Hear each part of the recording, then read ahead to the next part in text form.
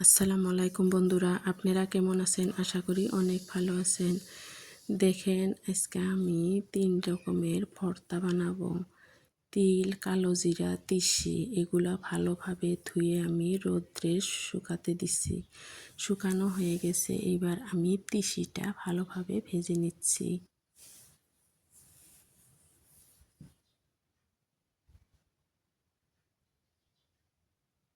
তিসিটা আমার সুন্দরভাবে ভাজা হয়ে গেল, এবার আমি কালো জিরাগুলো ভেজে নিচ্ছি।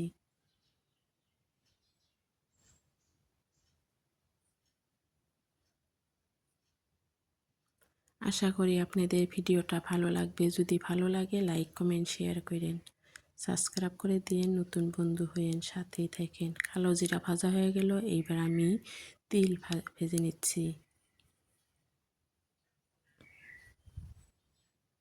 কে কোথায় থেকে দেখছেন কমেন্টে জানাইবেন। এইবার আমি অনেকগুলো কাঁচা লঙ্কাও ভেজে নিচ্ছি। যেহেতু আমি 3 রকমের ভর্তা বানাবো, সেই জন্য অনেকগুলো কাঁচা লঙ্কা ভেজে নিচ্ছি, রসুন ভেজে নিচ্ছি। দেখেন, সব ভাজাভুজি আমার হয়ে গেছে।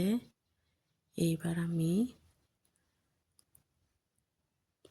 ভর্তাটাও বানিয়ে নিলাম মিক্সিতে। আপনাদের আর কি দেখাবো, মিক্সিতে ভর্তা করে নিলাম। দেখেন, অনেক টেস্টি টেস্টি ভর্তা।